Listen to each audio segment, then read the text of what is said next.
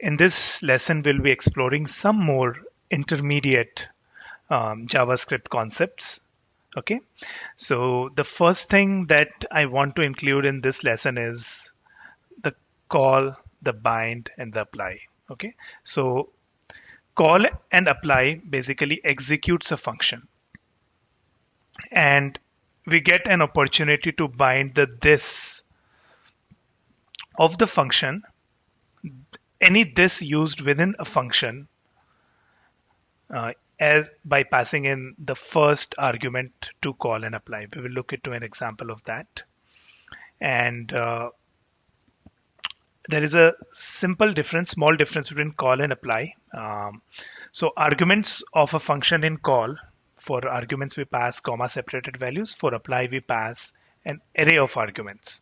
Okay, and call and apply are immediately called, but for bind, the this is bound and we get back another function which can be invoked later in the code. Okay, and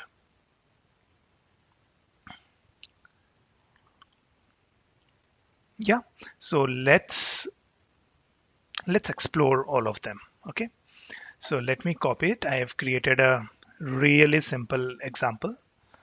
So let me paste it. I have a simple example. I have a function called say hello that takes in favorite subject and favorite food, and it logs this dot name. So we are not getting this name as an argument, this name anywhere in the argument. But looking at the code, we know that, this has to be managed from the call side. Okay, we need a way by which we can define this, where this points to, while executing the function, right? So this is very, very dynamic. This depends on how we invoke the say hello function, and then we simply log out favorite subject and favorite food. Okay, so this is a very, very simple example. So how can we invoke it? Let me comment out two of them. So like just we learned, we can use dot call, which will give us this flexibility of defining the this object for this function. Okay, so basically here we can see that this object here is looking for a property of name. So I have created an object. I have set its name to Vivek. Okay, so essentially what I'm saying here is that invoke this say hello function and bind the this keyword used within the function to this newly supplied object. Okay, and pass maths as my favorite subject and pizza as my favorite food, for example. And you will see that I can see hello from Vivek. So where this dot name is required, it took the name property from this object supplied. And I love math and pizza. Okay. Also, you can just log this to see what it points to. And you can see that this is the object that we have passed from here. Okay. So nothing is black magic here. That nothing is like something mystical happening. No. This is a simple object. Okay. And when you are invoking the function with a call keyword, we are getting an opportunity to bind the this. We are getting an opportunity to say this function that wherever you have this keyword, you need to point this to this object. As simple as that.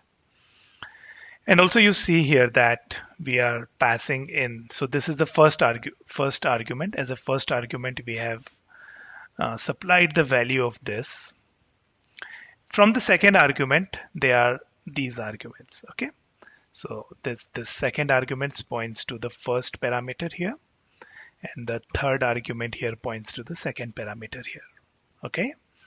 So this is the call method. Then the apply method. Then in apply, same thing. The first argument is setting this for us. Okay, so wherever this is used within the function, we are setting this using this object, the first argument. Then rest of the arguments, we provide an array for them. This is the only difference between call and apply. In call, we supply comma separated values after the second, from and after the second argument. And for the apply, the second argument is an array, and it is an array of all the arguments required for the function. Okay, if I save it, you will see that I'm getting the exact same result. Okay, now the third use case is of dot bind. So at times, so here, for both of these, as soon as JavaScript hits this line, say hello.call, this function is invoked, right? It's immediately invoked. But at times we may want to bind this, but invoke it sometime later in the code. For that, we have the bind keyword. So here what we are doing is we are using say hello.bind to bind the context of this. And we get back a new function in which this points to this object. Okay, so we get back a new function.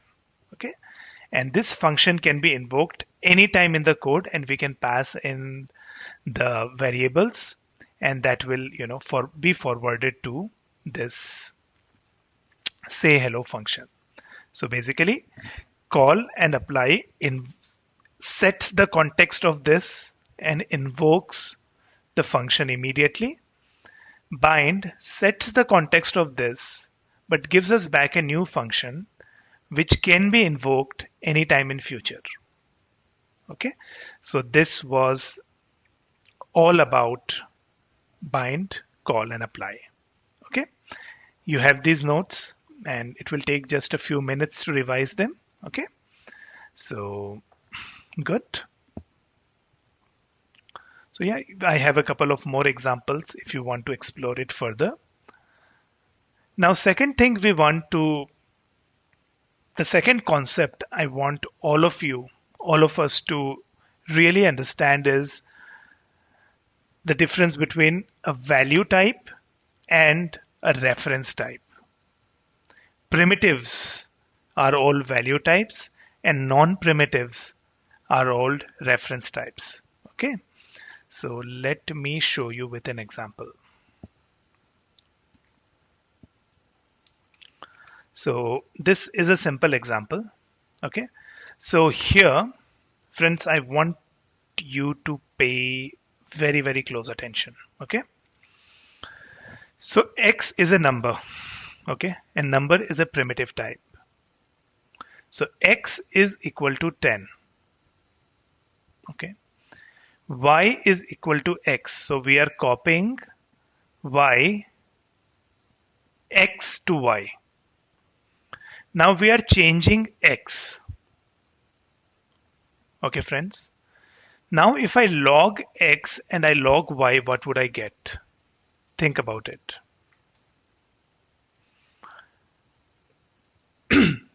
I'll get X as 20 and Y as 10. Makes sense, right?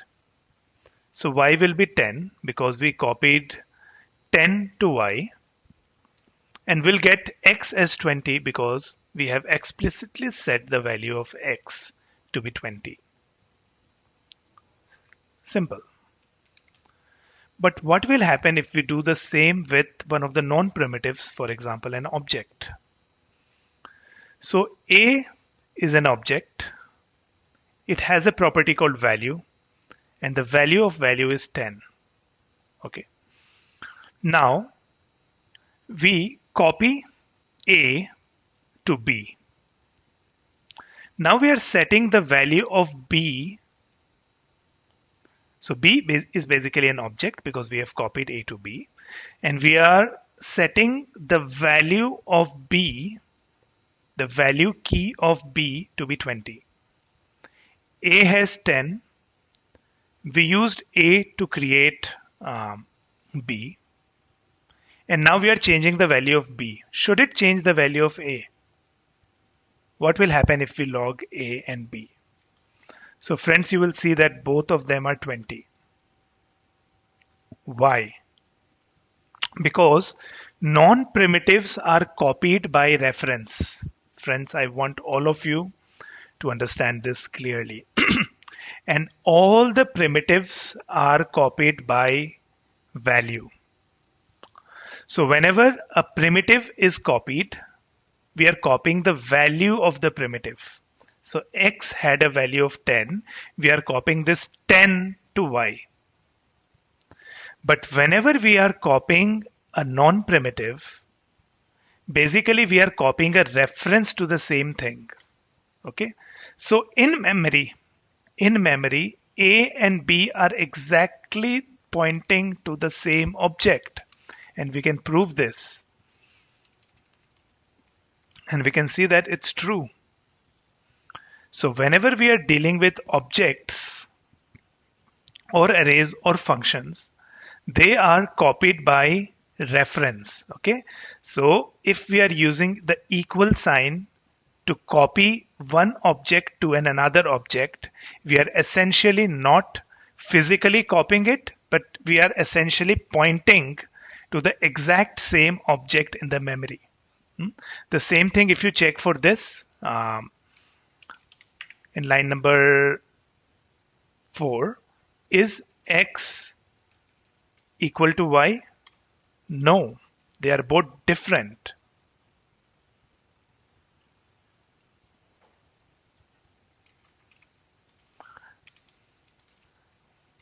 They are both different once the value is changed. Okay. And here it showed equal because these were actually 10, right? So that way both of their value is the same. But for an object or an array, they are always pointing to the exact same copy in the memory. So whenever you are copying an object using the equals keyword, you are copying a reference to the object. This is something you should be aware of. Okay. And we will be facing such scenarios while using React, where we may accidentally, we think that we are copying an array, but we are actually copying a reference and mutating the original array. Okay. But now you know that whenever you use the equal sign to copy an array or an object, they are copied by reference and not by value. Okay. So they are all pointing to the same object or array in the memory. So this is a concept that you should be aware of, that primitives are copied by their value. So strings, numbers are copied by their value, and objects and arrays are copied by their reference. There are some methods of object constructor. In fact, there are lots of methods that object constructor provides us. Some of them we'll be looking now, and some of them will be looking later when we will study the prototypical inheritance in JavaScript. Okay. So there are a few things like object.keys, object.entries. Let's explore this. Okay. Then it will make a little bit more sense. So I need an object. So for example, let me take this simple object. So let obj is equal to a simple object with one key, which is x with value y with 1 and y with value 2. Okay, a very simple object. So object constructor dot keys, and if I pass in the obj here,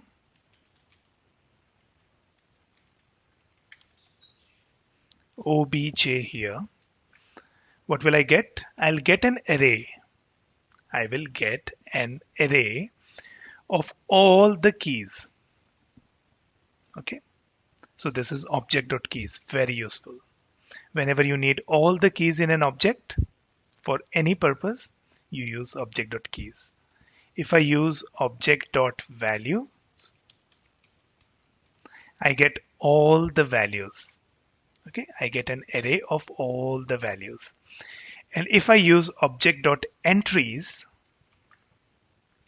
I get an array of array. So I have all the methods, all the properties of the object, but I have an array for all of them. And the first item of the array is the key, and the second item is the value. Okay, so object.keys gives us keys, object.values give us values, object.entries gives us an array of key and value. So key value pair, so an array of array. So these are very common tricks used to convert, get different parts of an object in an array form so that they are more iterable. Okay. The next concept that we should know is the in keyword. Okay. So what if I want to check that if this object contains a property called Z, so I can do check it using the in keyword. So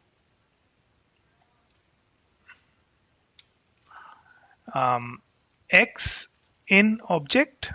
Okay, so do we have a property called X in object? And it's true, we do have a property called X in object. Do we have a property called Y in object? Yes, we do have a property called Y in object. Do we have a property called Z in object?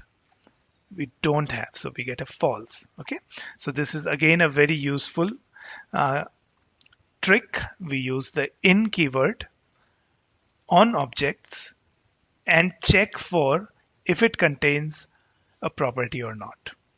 Very useful. Object.assign gives us a way to clone properties and members, properties and methods of an object to another object. Okay, so what I can do is I have this object, I'll name it object1. Okay, I have another object, let it be an empty object, for example, object2, let it be an empty object. Okay, now I want to copy, okay, I want to clone all the members of object1 to object2. Okay, I want to literally copy paste. Okay, I don't want any sort of a reference. I want to literally copy everything, all the members of object1 and paste it to object2. So for that we have object.assign. So object constructor.assign object2 where we want to assign, which is target, and which is the source. What do we want to copy? And now if I check object2, I see that I have everything from object1, all the members from object1 copied to object2. Okay, so object.assign is something whenever you write some intermediate or advanced JavaScript, you will find yourself using object.assign quite a lot. Also, you will see this in source code of several good frameworks, right? Like if you use Fastify, if you use Strapi, all the JavaScript frameworks, you will see that they make use of object.assign quite a lot. Okay, so this was object.assign.